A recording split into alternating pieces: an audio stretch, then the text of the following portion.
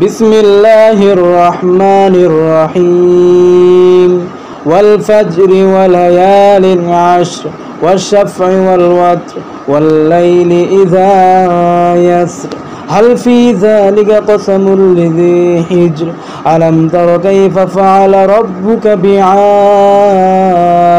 إرم ذات العماد التي لم يخلق مثلها في البلاد وثمود الذين جابوا الصخر بالواد وفرعون ذي الأوتاد الذين طغوا في البلاد فأكثروا فيها الفساد فصب عليهم ربك صوت عذاب إن ربك لبالمرصاد فأما الإنسان إذا ما ابتلاه ربه فأكرمه ونعمه فيقول ربي أكرمن وأما إذا ما ابتلاه فقدر عليه رزقه فيقول ربي أهانن كلا بل لا تكرمون اليتيم ولا تحاضون على طعام المسكين وتأكلون التراث أكلا لما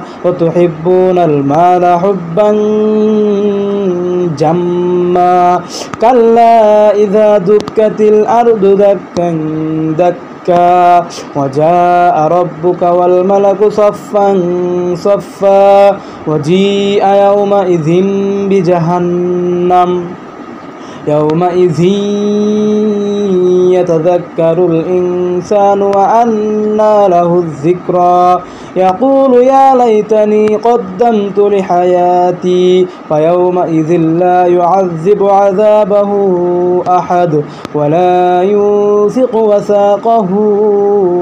أحد يا أيتها النفس المطمئنة ارجعي إلى ربك راضية مرضية فادخلي في عبادي وادخلي جنتي.